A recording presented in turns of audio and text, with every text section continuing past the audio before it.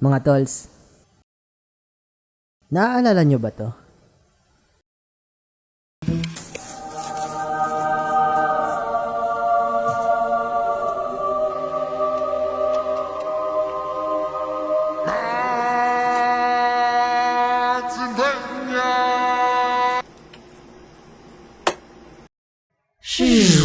Tinan mo mangyayari, tinan mo. Bagam!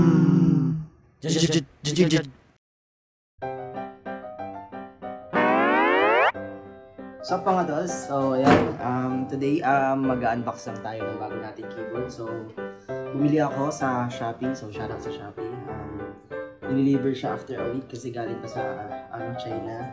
And wala naman akong problema, ito yung actually yung keyboard ko. Ayun, so pakita natin. So wala naman akong problema dito, actually ito Unpro 2. Tapos pinalitan ko lang yung mga keys. So ayan. Ngayon, bumili ako since feeling ko gusto ko ng bago. Gusto ko ng kasi 2020 ko to binili nung pandemic. Init. Yun yung taon na 2022 actually 3 years na siya sa akin. So ito yung taon na medyo may pa tayo, extra tayo marami kasi tayo work at home. So ayun, ngayon ko lang naisipan na baguhin na magkaroon ng actually 60 ba to? 65%, tama ba? Ito Unpro 2. Tapos ngayon 75% yung binili ko. So unang-una papakita ko sa inyo is ito. Sharon, mga keycaps na binili ko para dito. So ayusin ko lang yung camera natin para makita niyo na maayos. So ayan, ang itsura niya, pakita ko sa inyo. Ayan, yun yung mukha. Kailangan pa ba ng mukha natin? Ganyan. Ayan, so ayan, napunit. Actually, yung packaging niya, napunit na siya nung Binuksan ko na to actually, kaya mas lalo siya napunit. Papakita ko lang sa inyo ito. Sharon! Look. Kita niyo yan. So, ito yung nagustuhan ko kasi retro gaming. Para siyang more like Atari, mga ganun. Hilit lang muna natin ito. Pang to yung mga full na keyboard. So meron pa siyang mga extra na keys dito. So kung mapapansin nyo, ang dami nating keys, which is good. And ipapakita ko sa inyo kung ano nabili ko. Charan! Ako. Ang model niya is actually saan ba yun? Heads up lang guys pala, hindi pala ako keyboard enthusiast. So ngayon ko lang naisipan na bumili ng tawag dito yung mga bare bone. So bubuin pa natin siya. Saan yung model? Ayun. Ako 5075S. So ayan, siya yung pinakamura, budget friendly siya sa lahat ng nila. Ewan ko kung ito yung pinakamura, pero mura siya sa akin kasi maganda naman. And bumili na rin tayo ng version 3 na yung switch niya na gagamitin natin para po sa keyboard. So ayan, kita nyo na. Ayan. So dalawa ata yung nabili ko. Dapat ata isa lang kasi hindi ko alam kung ilang. First time ko ulitin ko first time ko, so hindi ko alam kung ilang yung keys na nandito. So maganda ng packaging pa lang sulit na. So ito, pakita ko sa inyo yung tsura niya. Ayan. Sorry, medyo magulo yung kwarto natin dahil dito kami natutulog na magpipinsan ngayon. Bumisita yung isang pinsan ko. So ayan, kilit ko muna agad ito. Pero pakis na ito eh. And ito yung keyboard. Ayun yung isa. Mabas na.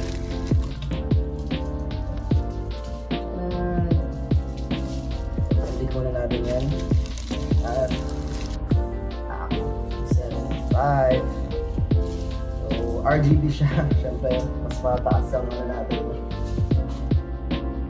mas gusto natin yung ilaw, pero minsan kasi pinapatay ko din pag wala ako sa mood na makakita ng ilaw. Ayan, so ayan. So meron pa siyang ito.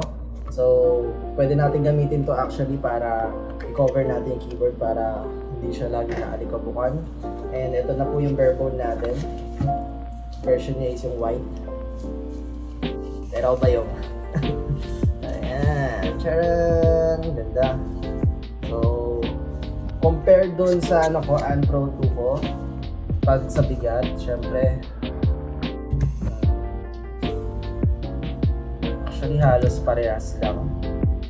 Actually, mas mabigat pa to. Mas mabigat to. Pati nandito na yung mga ano niya, yung mismong ano, keycaps niya. Hindi napapalitan to ng ano yung mismong switches eh. So ito. Ngayon, ang gagawin natin ngayon para check natin yung quality. So, nag-review kasi ako ng ano, mga tawag dito, mga keyboard. Ito yung pinakamura. And ito yung pasok sa banga sa atin. Ang ganda ng mga feature niya. So, meron siyang yan, stand, dalawa. So, kung gusto mo mas mataas, syempre yung isa. So, tapos may ilaw-ilaw pa yan sa gilid dito. So, mamaya makikita nyo. So, yan, first time ko makakita ng bare bone. Bubuin natin siya ngayon. Panoorin nyo na lang. Fast forward ko na lang.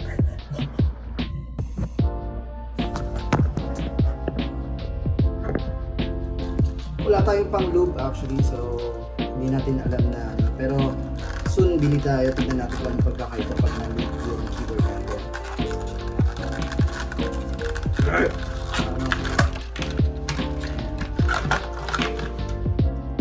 Dire-diretso na natin.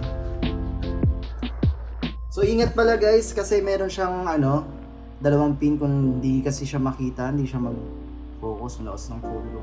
So ayan, may dalawang pin dito na ingatan nyo na lang na hindi siya mabali. So start tayo dito sa taas.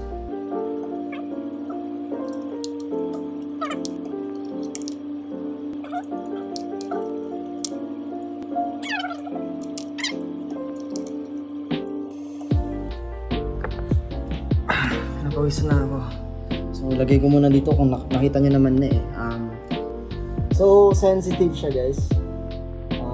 Mag-ingat kayo na hindi mabali yung pin. Kanina may tumabing pin. Not sure if sira yun. Pero tignan natin mamaya. So, ayan. 45 lang pala naman ito. So, tama lang na dalawa yung binili natin. 2 hours later.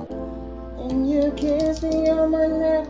I'm like, oh. Much later. Okay, pagod na ako. Marami pa. Much later. Last 3. Madali na natin.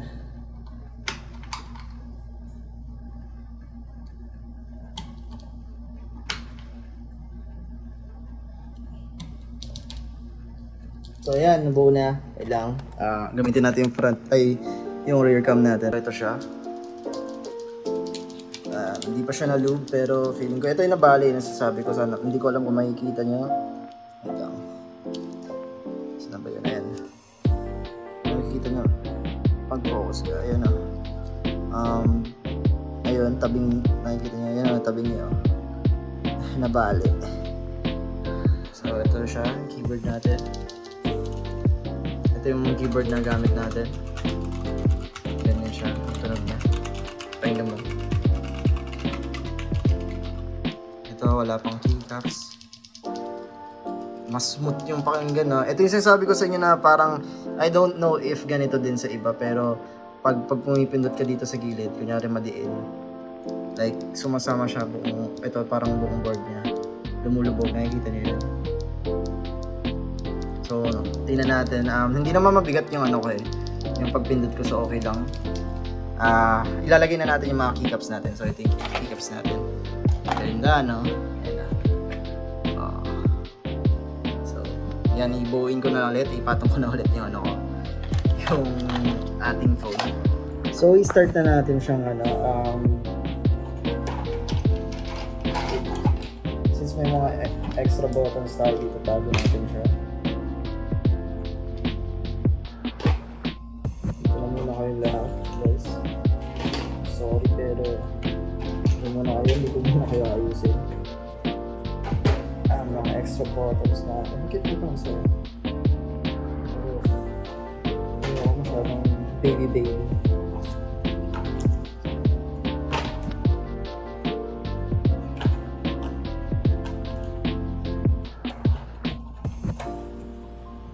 Try na natin siyang buksan.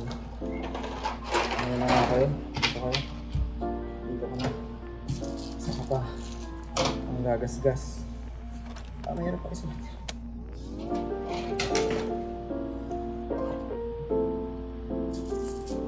Try natin siyang buksan.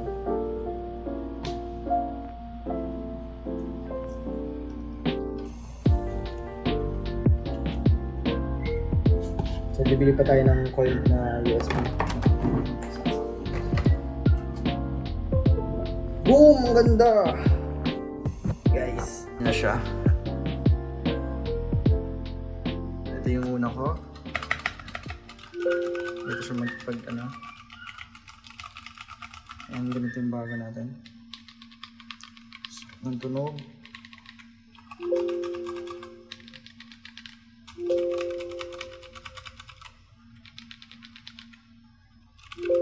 Diba? Ganda! Yun, tapos na yung video. Ay lang, nakikita yung pabango. Ayan. So, ito na siya. Ang ganda. As in, sulit na. Sorry ko. Sulit na sulit. Oh. Kita nyo yan. So, meron din dito sa likod, meron din siya yung window or USB or Mac. So, I think sa connection to, isa-search ko muna kung paano siya gamitin. Ayan, ito yung overall. Pagdating sa bigat, mas mabigat siya kaysa sa Unpro 2. And sabi nila, pangit daw siya pag masyadong ano kasi parang lumulubog buong board niya pag maliin yung pagpindot. Pero so far, good sa akin. Yun nga lang, kasi yung pag nag-type ako, naka-rest yung kamay ko. So, medyo may pagbabago lang sa pagta-type natin kasi medyo umangat yung kamay natin. Kasi ano nga, mas matangkad siya kaysa sa Unpro natin. But overall, ang ganda ng quality. Check ko yung keys, baka hindi pumipindot lahat. I think gumagana naman lahat. So, ayan. Bibigyan lang natin ng momentum. Momentum tuloy montage. Ayan, wait lang. Ayusin natin. Lalagyan lang natin ng onting ano, cheesiness.